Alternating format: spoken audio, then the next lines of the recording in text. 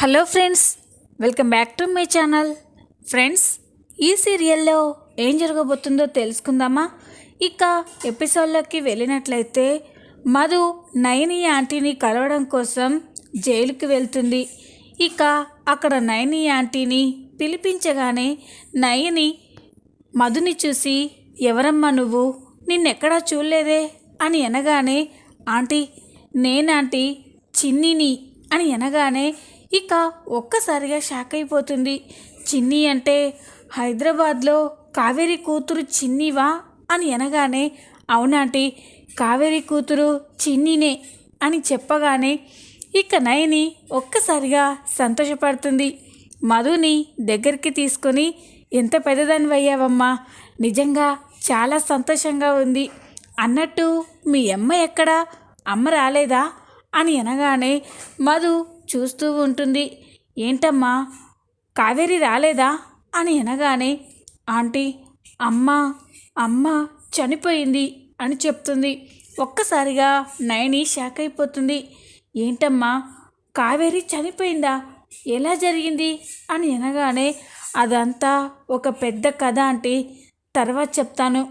ఇప్పుడు నేను ఇక్కడికి వచ్చింది ఒక నిజం గురించి తెలుసుకోవడం కోసం అని అంటుంది. నిజం గురించా, ఏంటమ్మా నిజం అని అనగానే, ఆంటీ అసలు మా అమ్మ జైలుకి వచ్చింది, ఎందుకు వచ్చింది? నిజంగా మా అమ్మ హత్య చేసే జైలుకి వచ్చిందా? జైల్లో అమ్మ నీతో బాగా కలిసిపోయి ఉండేది. అసలు అమ్మ ఎప్పుడైనా తను ఎందుకు జైలుకి వచ్చిందో చెప్పిందా? ఎవరు తనని ఆ కేసులో ఇరికించారో ఏమైనా చెప్పిందా ఆంటీ అని అనగానే నయని షాక్ అయిపోయి చూస్తూ ఉంటుంది. అది అమ్మ చిన్ని అని అంటూ ఉంటే, ఆంటీ ప్లీజ్ ఆంటీ నీకు దండం పెడతాను, ఇప్పుడు నేను ఆ నిజం తెలుసుకోవాల్సిన అవసరం వచ్చింది. చెప్పాంటీ, అసలు మా అమ్మగారు మీతో ఏమైనా చెప్పిందా అని అనగానే, అమ్మా చెప్తానమ్మా, నాకు తెలిసిన నిజాలు నీతో చెప్తాను అని నయని చెప్తూ ఉంటుంది. ఆ రోజు, ఆ హత్య జరిగిన రోజు నేను స్టేషన్లో కానిస్టేబుల్గా పనిచేస్తున్నాను. అప్పుడే రాత్రి 9 గంటలకి కావేరి పోలీస్ స్టేషన్కి పరిగెత్తుకుంటూ వచ్చింది. ఇక ఎస్ఐ గారు అక్కడ హత్య జరిగింది, హత్య చేశారు అని చెప్పింది. అది విని మేము పోలీసులు ఒక్కసారిగా షాక్ అయిపోయాం. ఎవరమ్మా, ఎవరు చేశారు అని అనగానే, అక్కడ చనిపోయింది, నా స్నేహితురాలు చంపేశారు, మీరు త్వరగా రండి ఎస్ఐ గారు అని అనగానే, ఇక మీ అమ్మని తీసుకొని మేము హత్య జరిగిన చోటికి వెళ్ళాము. అక్కడికి వెళ్ళేసరికి బెడ్ మీద పార్వతమ్మ గారి శవం పడి ఉంది.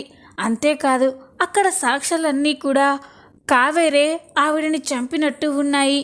దాంతో పోలీసులు మీ అమ్మని అరెస్ట్ చేసి జైలుకు తీసుకొచ్చారు. ఇక సాక్ష్యాలు బలంగా ఉండడంతో చెయ్యని తప్పుకి మీ అమ్మ జైలు శిక్ష అనుభవించింది అని చెప్పగానే మధు షాక్ అయిపోతుంది. ఆంటీ అసలు ఏం జరుగుతుంది? మా అమ్మ నిజంగా హత్య చేసి ఉంటే పారిపోతుంది, కానీ స్టేషన్కి వచ్చి తనే కంప్లైంట్ ఇవ్వడం ఏంటి అని అంటూ ఉంటే, అసలు ఆ హత్య మీ అమ్మ చేస్తే కదమ్మా, తనని కావాలని ఎవరో ఇందులో ఇరికించారు అని అనగానే మధు షాక్ అయిపోతుంది. ఆంటీ మా అమ్మ జైల్లో మీతో ఏమైనా చెప్పిందా?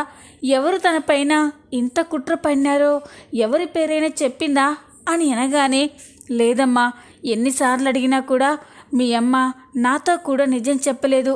తన జీవితం ఎలాగో అలా అయిపోయింది, నీ జీవితమైనా సంతోషంగా ఉండాలని ఎప్పుడూ కలలు కంటూ ఉండేది. నేను చాలా సంవత్సరాలుగా ఈ జైల్లో పనిచేస్తున్నాను. ఇక్కడికి నేరం చేసి శిక్ష అనుభవిస్తున్న వాళ్ళ ఖైదీల మనస్తత్వం అంతా ఒకేలా ఉంటుంది.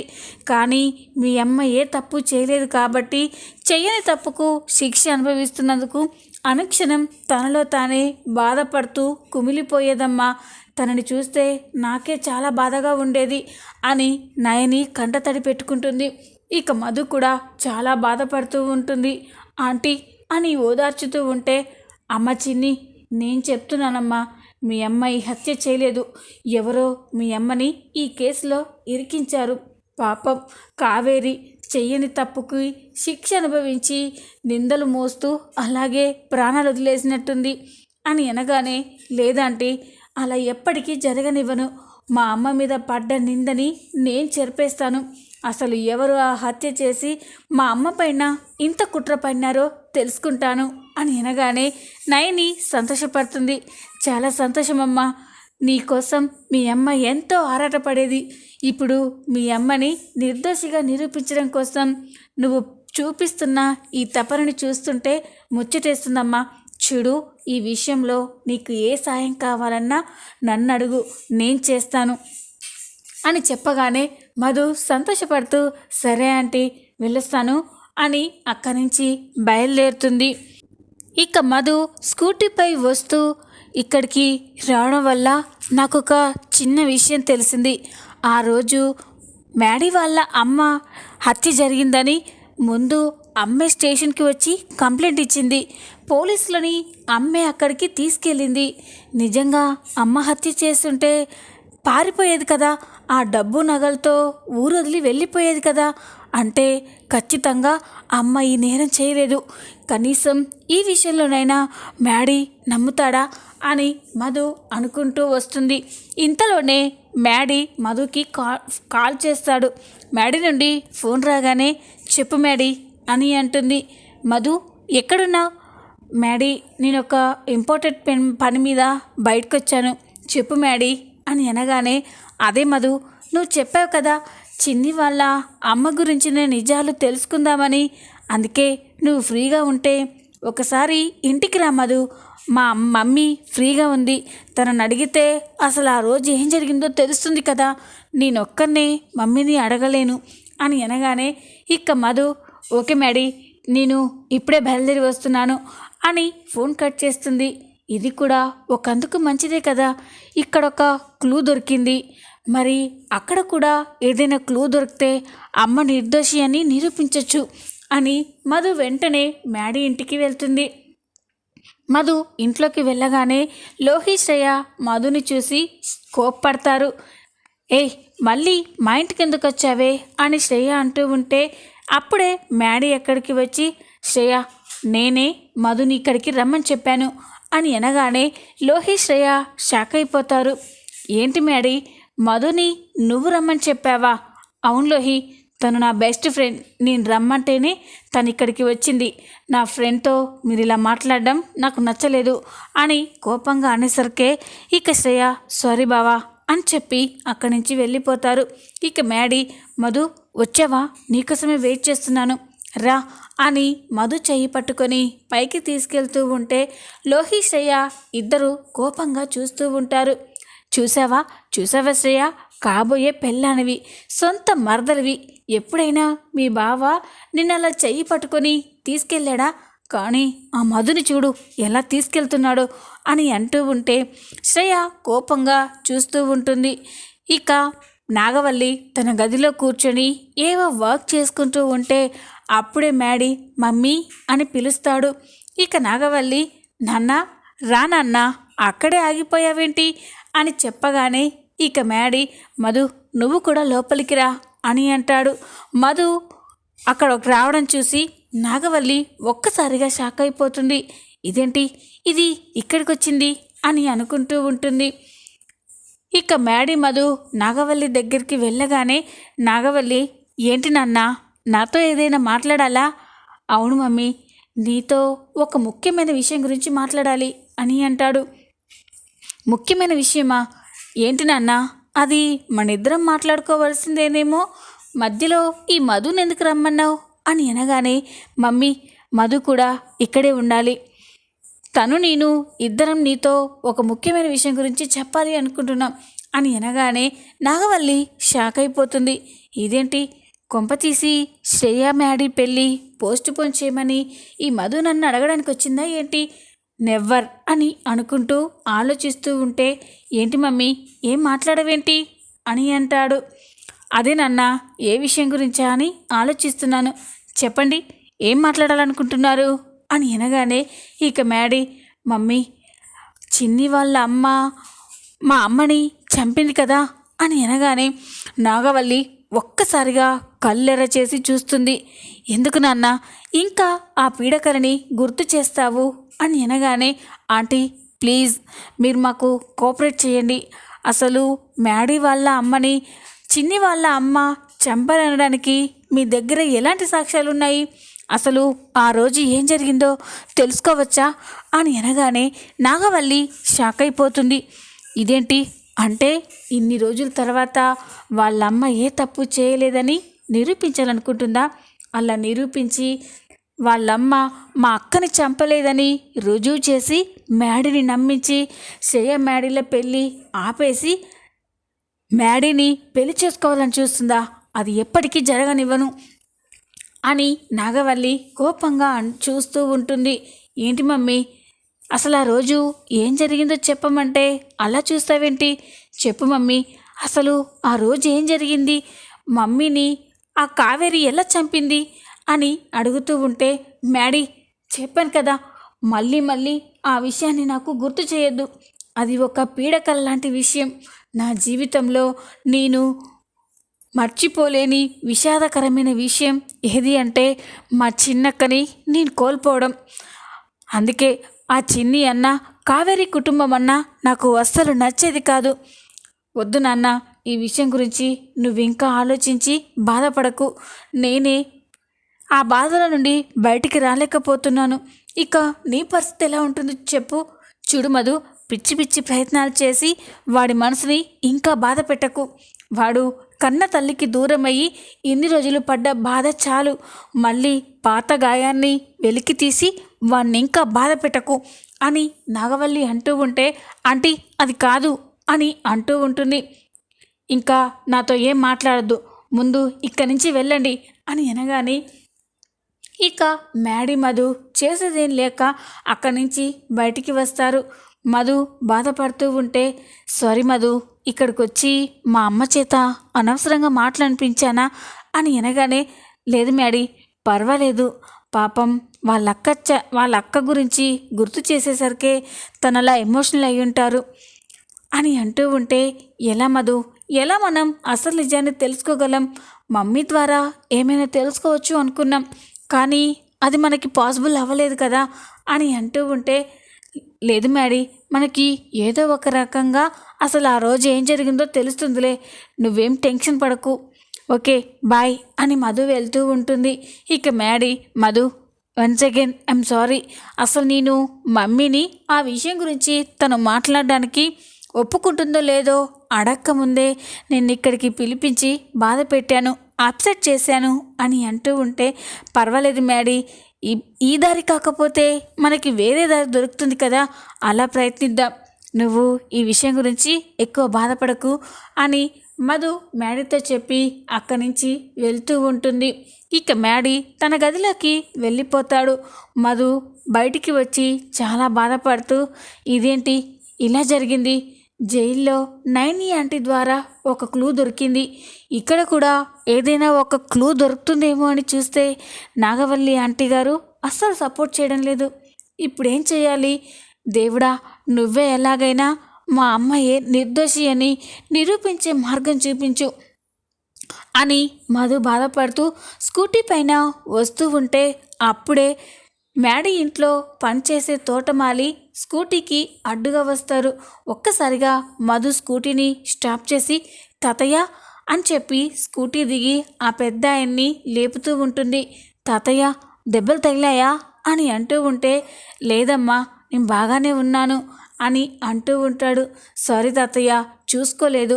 పర్వాలేదమ్మా, నేనే చూసుకోకుండా వచ్చాను. అయినా ఏంటి తాతయ్య, మీరు చూస్తే ఇలా ఉన్నారు, ఈ వయసులో రెస్ట్ తీసుకోవాలి కానీ ఇలా పనులు చేయడం ఏంటి అని అంటుంది. ఎలాగమ్మా, 30 సంవత్సరాల నుండి ఈ ఇంట్లో పనిచేస్తున్నాను, అలాంటి ఇంటిని, అన్నం పెట్టే ఇంటిని వదిలేసి ఎలా ఉండగలను? అందుకే నాకు చేతనైన రోజులు ఈ పని చేద్దామని వస్తున్నాను అని అనగానే ఇక మధు, అలాగా తాతయ్య, సరే జాగ్రత్తగా ఉండండి అని చెప్పి మధు అక్కడి నుంచి బయలుదేరి స్కూటీ పైన వస్తూ ఉంటుంది. తన మనసులో ఎన్నో ఆలోచనలు వస్తూ ఉంటాయి. ఏం చేయాలి, అమ్మ నిర్దోషి అని ఎలా నిరూపించాలి, ఎవరు నాకు ఆ రోజు ఏం జరిగిందో చెప్తారు అని ఆలోచిస్తూ వస్తూ ఉంటే ఒక్కసారిగా మధుకి ఒక విషయం గుర్తొస్తుంది. వెంటనే స్కూటీని స్టాప్ చేసి జరిగిన విషయాన్ని గుర్తు చేసుకుంటూ ఉంటుంది. మ్యాడీ ఇంట్లో తన స్కూటీకి అడ్డుగా వచ్చిన తోటమాలి తాతయ్య 30 సంవత్సరాలుగా ఆ ఇంట్లో పనిచేస్తున్నాడు. అంటే ఖచ్చితంగా మ్యాడీ వాళ్ళ అమ్మగారు చనిపోయిన రోజు ఆ తాతయ్య అక్కడే ఉండుంటాడు. ఒకవేళ ఆ తాతయ్యని అడిగితే అసలు ఆ రోజు ఏం జరిగిందో నిజం తెలుస్తుంది కదా. ఎస్, అవును, ఆ తాతయ్యనే అడగాలి అని మధు నిర్ణయించుకొని ఇక ఆ తోటమాలి వెళ్ళే దారి గుంటానే కాపు కాస్తూ ఉంటుంది. చాలాసేపటి తర్వాత ఆ తోటమాలి పెరట్లో పనులు అయిపోయాక ఇంటికి వస్తూ ఉంటాడు. అలా వస్తూ ఉండడం చూసి మధు ఒక్కసారిగా తాతయ్య అని పిలిచి తోటమాలి దగ్గరికి వెళ్తుంది. మధుని చూసి, నువ్వమ్మా, ఇదేంటమ్మా ఇక్కడున్నావేంటి అని అడుగుతాడు. మీకోసమే ఎదురు చూస్తున్నాను తాతయ్య, మీరు ఎప్పుడెప్పుడు వస్తారా అని చూస్తున్నాను అని అంటుంది. నా కోసమా? దేనికమ్మా అని అడుగుతుంది. ఒక నిజం తెలుసుకోవడం కోసం తాతయ్య అని అనగానే, నిజం తెలుసుకోవడం కోసమా? ఏ నిజమమ్మా, ఏ విషయం గురించి మాట్లాడుతున్నావు అని అనగానే, 20 సంవత్సరాల క్రితం మ్యాడీ వాళ్ళ అమ్మగారు పార్వతి గారు చనిపోయారు కదా, ఆ విషయం గురించి మాట్లాడాలనే ఆగాను తాతయ్య అని అనగానే తోటమాలి ఒక్కసారిగా షాక్ అయిపోతాడు. అదేంటమ్మా, ఎప్పుడో జరిగిపోయిన విషయం గురించి ఇప్పుడెందుకు అడుగుతున్నావు అని అనగానే, తెలుసుకోవాల్సిన అవసరం వచ్చింది తాతయ్య, ప్లీజ్ నాకు చెప్పండి, అసలు ఆ రోజు ఏం జరిగింది?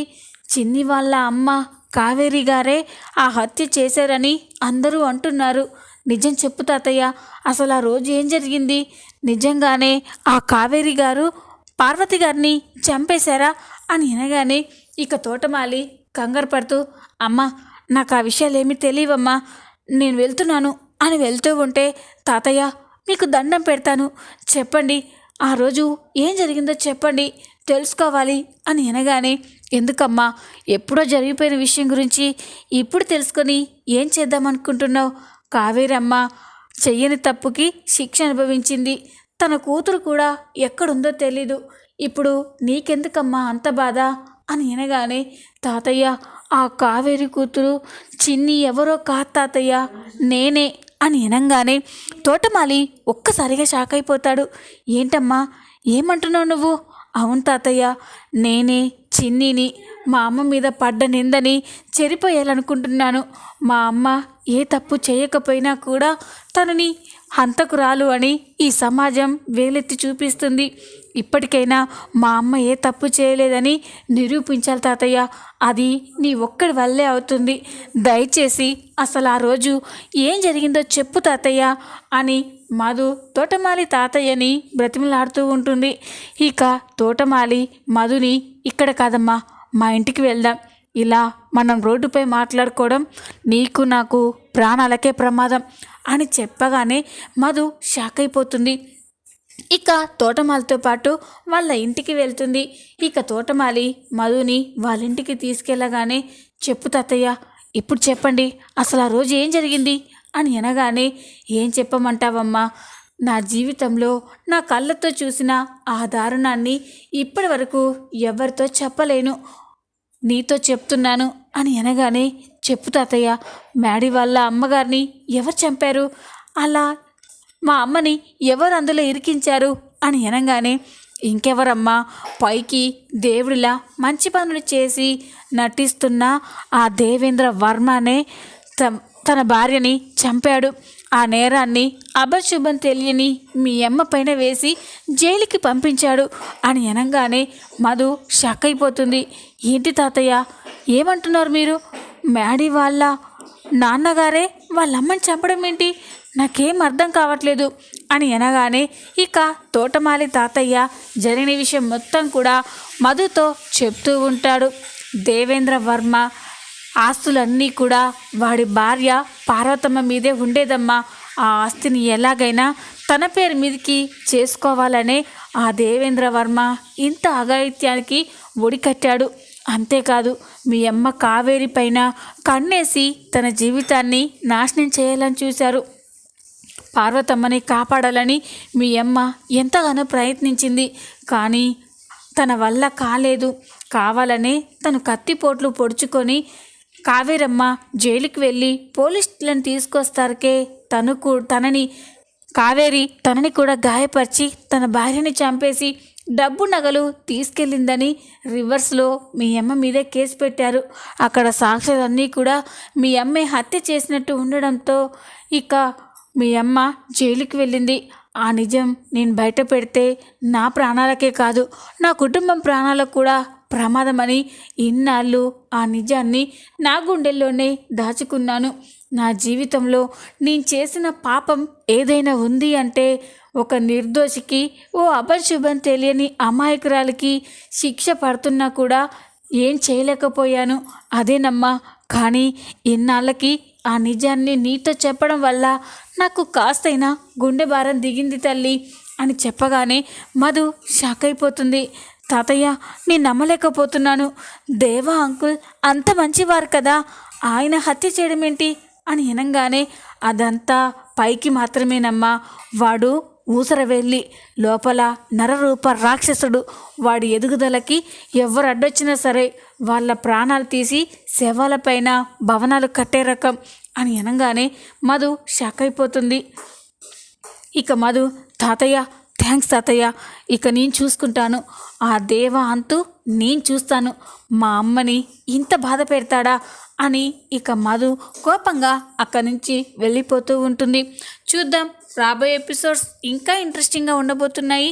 ఈ వీడియో కనుక మీకు నచ్చినట్లయితే లైక్ చేయండి, సబ్స్క్రైబ్ చేసుకోండి. Thanks for watching.